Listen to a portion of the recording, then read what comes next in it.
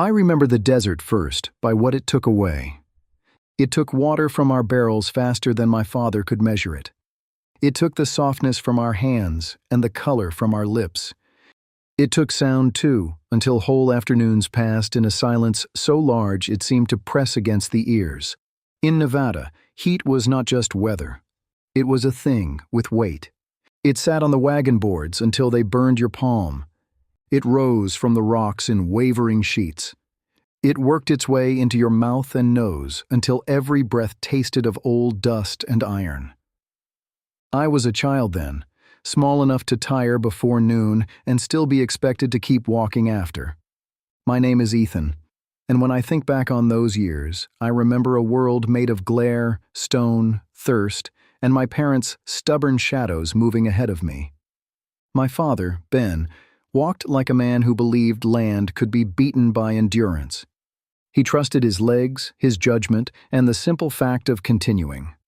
My mother, Nora, trusted quieter things. She watched the flight of birds. She noticed the color of scrub where no color ought to be. She could stand still in a wasteland and find a sign where everyone else saw only ruin. My father pushed forward. My mother paid attention. Between those two habits, we survived more country than I understood at the time. We had come through stretches so empty they did not seem meant for people at all. Long backs of barren hills rose from the earth like old bones. The gullies were dry, their floors hard as fired clay. Even the brush seemed half defeated, gray with dust and twisted into mean little shapes. Some days I thought the whole desert had been made from the leftovers of better places. Shade was never where you needed it. Water was always less than you hoped. And the light never ended. It struck down from above, bounced back from below, and wrapped itself around your head until it felt as though you were living inside a furnace made of sky. One afternoon remains clearer than all the others. The sun had turned white with heat. Our mule stood with its head hanging low, sides twitching at flies too tired to leave off biting. My tongue felt thick in my mouth. One corner of my lip had split, and every time I licked it, I tasted blood and dust together. My father had climbed over a ridge to look ahead while my mother and I waited in the scrap of shadow cast by a crooked boulder. I sat on the ground with my knees tucked up, too worn out even to complain. My mother always knew that meant I was truly spent. She was looking at the hillside across from us. At first, I thought she was only resting her eyes against the glare. Then she stepped out from the shadow and narrowed her gaze. "Ethan," she said, in a voice gone suddenly quiet. "Come here." I got up slowly and followed her. Before us stood a broken wall of stone, layered and cracked, no different to me from 100 others we had passed. Shelves of rock jutted out at angles. Loose fragments lay at the base. Nothing about it suggested life or mercy. Yet my mother was fixed on one narrow seam running down the face of the hill, a dark crooked line no wider than a hand in most places.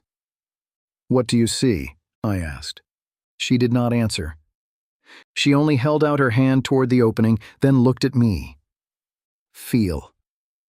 I stretched my fingers toward it. For a moment, I felt nothing. Then, faint as a whisper, cool air brushed across my knuckles. I jerked my hand back and stared. In the middle of that blazing afternoon, with the whole desert shimmering and dying under the sun, a thread of coolness was slipping out from the rock. When my father returned over the rise, tired and empty-handed, he found my mother already crouched at the seam, tugging loose stones away one by one. He stood over her, breathing hard, his face reddened from the heat. "Nora," he said. "There's space behind it," she answered. He set down the nearly empty water jug and crouched beside her. "Space behind rock is nothing new." She shook her head. "Not like this. Feel the air." He reached toward the crack. I watched the change come over his face. He said nothing after that. He simply picked up a flat stone and began helping her pry the opening wider. I carried away what smaller rocks I could lift. Chips skittered down the slope. Dust drifted around us and stuck to our sweating skin. Little by little, the seam became a gap, and the gap became something a person might slip through if he turned sideways. Father fetched the lantern, though oil was too precious to waste lightly. He lit it, bent his shoulders, and stepped inside. Mother went after him. I followed because I was young enough that curiosity outran fear. The light changed at once. Behind us, the desert still blazed, but inside the stone the brightness fell away as if a door had closed on it. The passage narrowed for several feet, then opened into a hollow room tucked inside the hill. It was not large, not grand, not the kind of cavern storybooks fill with wonders. It was simply a hidden pocket in the rock, high enough for us to stand in and deep enough to cast real shade. The floor was uneven, littered with stone grit. The walls curved inward in dark folds, but the air was cool. Wonderfully, impossibly cool. Then I smelled it. Dampness. Not rain, not standing water, not anything so rich. Just the clean, mineral smell of stone that had held moisture for a long time. My mother lifted the lantern higher. Along the back wall, where the rock folded into itself, the surface shone dark. My father touched it with 2 fingers and brought them away wet. For a moment, none of us spoke. Thin beads of water gathered there and slipped down the stone in narrow, shining lines. They collected in a shallow crease in the rock floor, hardly enough to fill a cup at once, yet more beautiful to me than any stream I had ever seen. Outside was heat without mercy. Inside was shade, coolness, and water seeping patiently from the bones of the earth. I pressed my palm to the damp wall and felt the cold pass into my skin. My mother laughed then, softly, like someone afraid to disturb a miracle. My father looked around the shelter with the hard, measuring stare he used when a thought began turning real in his mind. I did not understand it fully then. I only knew that for the first time in all that terrible land, the desert had given us something back.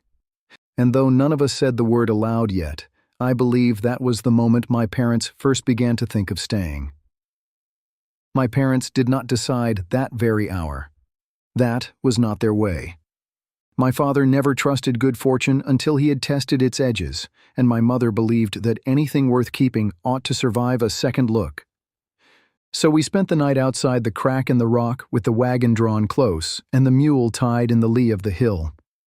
The dark came down cold after such heat, and I remember waking once to see the stars fixed over us like chips of ice.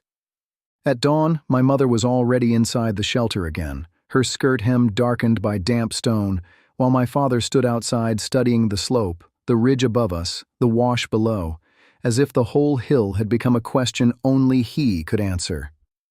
By noon, they had answered it together. We would not move on.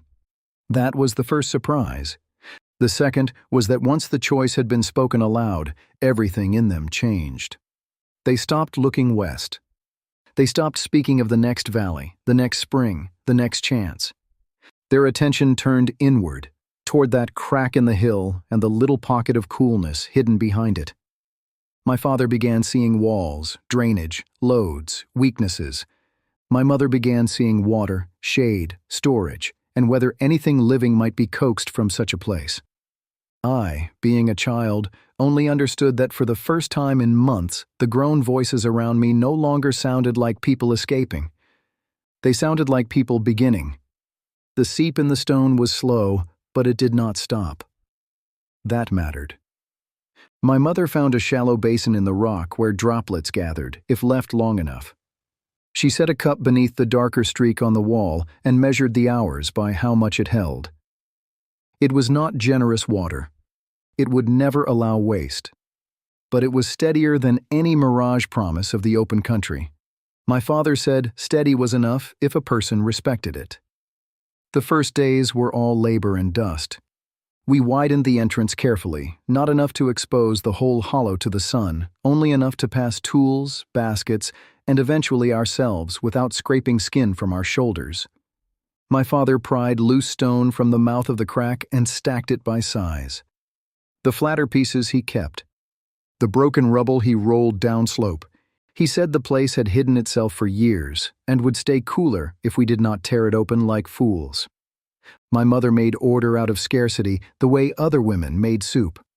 She stretched cloth across the brightest part of the opening at noon to soften the glare. She scraped the damp mineral film from one wall and found the better places where moisture gathered quickest. She sent me out with a sack to collect every scrap of wind-blown plant matter I could find from the washes below: dry stems, seed husks, leaves caught in stone pockets, anything that would rot down into use. "Dead things feed living things," she said, and at the time, I thought it a hard sentence. Later, I understood how often it saved us. The ground inside the shelter was stony and uneven, sloping slightly toward the back. My father disliked that at once. If water gathered wrong, it would turn the place foul. So he cut a shallow channel along one side with hammer and chisel, giving any excess seep somewhere to run. He tamped the floor where it was soft, then laid a foundation of fist-sized stone and gravel near the driest section. I remember the blows of his tools ringing under the rock roof, sharp and steady, while dust drifted through lantern light like pale smoke. Outside, the hill gave us nothing soft, so my mother set herself to changing that. She chose a narrow ledge below the entrance, where a little runoff from rare storms might be trapped instead of lost. We hauled in soil from farther down the wash, basket by basket. It was poor dirt, pale and gritty, but better than bare stone. Then she mixed into it the black crumbs of old plant matter she had saved, ash from our cook fire, mule droppings dried to powder, even the sweepings from the wagon bed. Nothing was thrown away now. Everything became part of the making. I can still see her kneeling there in the heat, sleeves rolled, hands buried to the wrist in that stubborn earth, as if she were teaching dead ground how to remember life. My father built with what the land offered, and what other people would have called too little. He braced the wider entrance with stone and salvaged timber from the wagon frame we no longer needed whole. He shaped a low retaining wall to keep loose ground from sliding into the shelter. He set hooks into cracks in the rock for hanging sacks, tools, and later strips of meat to dry where flies were fewer. Every evening, he sat back on his heels, gray with dust, and looked at the day's work with the grave expression of a man arguing with the world and, for once, not losing. I did not remember the labor clearly for many years. What stayed with me was stranger than that. It was the feeling of watching a place change under our hands. Shade became shelter. Seep became water. A crack in a hill became the beginning of a home. In the middle of that dead Nevada country, where everything seemed bent on driving people out, my parents had found one narrow kindness in the stone and refused to let it go. I remember when the place first began to look less like a hiding spot and more like a life. At the start, it was only stone, seep water, and our decision not to leave. But my mother had a way of turning one useful thing into three more. Once she trusted that the moisture in the rock would keep coming, even slowly, she began planning as if patience itself were a tool. She scraped shallow beds along the ledge below the shelter mouth, boxed them with stacked stone, and filled them with every handful of better earth we could drag in from the washes. My father carried it in sacks across his shoulders. I carried what I could in a kettle with the handle wrapped in cloth so it would not cut my fingers. It did not look like much at first. Just darker dirt held in place by a rock. Yet my mother stood over it with the same expression other people might wear over a cradle. The first things she planted were the things she trusted least to fail. Onion sets, a little patch of beans, and squash seeds she had saved through 2 seasons wrapped in paper and tucked in a tin. She said, "Beans climbed, onions kept, and squash forgave." I did not understand then how much of surviving depended on forgiveness from what you planted. She pushed each seed into the ground with care that seemed almost ceremonial, then laid brush for shade where the afternoon glare struck hardest. Nothing in Nevada could be asked to grow naked under that sky. My father worked meanwhile on the shelter itself. The cave, if that is what a person wants to call it, could not stay a raw hole in the hill if we meant to last there. He leveled more of the floor with gravel and broken stone. He raised a rough front wall at the entrance, leaving a narrow doorway and one small opening above it to draw air. He said a house that trapped heat was a kiln, not a home. From scavenged boards, wagon planks, and poles cut from the driest cottonwoods we could find farther down the wash, he built a lean-to room against the stone mouth so that the cool hollow at our backs opened into a simpler living space in front. It gave us a place for the cook fire when weather allowed and a roofline the eye could recognize as belonging to people. That changed something in me. A shelter feels borrowed. A house, no matter how small, feels claimed. We built shelves next. I remember those because my father let me hand him the pegs and because my mother smiled when the first one held. Until then, everything we owned had been packed, hung, folded, or stacked on the ground, as if we might have to flee with it by morning. Now there were places for things. A row of cups, a sack of flour tied away from mice, dried herbs hanging in the dim coolness near the rock wall, a box for seed, a box for tools, a narrow sleeping platform raised off the floor where blankets stayed cleaner and scorpions, at least in theory, had fewer chances. We learned the place season by season. The deepest shade in afternoon. The path rainwater tried to take when a storm broke over the ridge. The corner where the dampness was strongest and jars stayed coolest. My mother set crocks there with cloth over them, and milk kept longer than it had any right to in that country. She dried beans on trays, stored onions in plaited strings, and packed what grain we had in sealed tins against mice and air. My father cut a small storage pit into the back of the shelter where the temperature stayed steady. He lined it with stone and fitted a lid over it. I remember feeling proud each time it opened and the air inside came up cool against my face. Then the green began. Not all at once. Not a miracle. Just one morning, a pale hook of bean shoot. Then another. Onion blades like thin green needles. Squash, leaves thickening low and broad. They were small things, and yet I remember staring at them as if the desert itself had made a mistake in our favor. My mother touched nothing while it was sprouting. She only crouched beside the beds and looked, her lips parted, her hands still. My father pretended calm, but he walked over there 3 times that day for no reason at all. Years later, when I tried to recall the work, what returned to me most strongly was not the weight of soil sacks or the sting in my shoulders. It was the feeling that our hands were proving something. In the middle of that brutal country, where hills looked dead from a mile off and every living thing seemed armed with thorn, heat, or venom, we had made a place that answered back with shade, food, and order.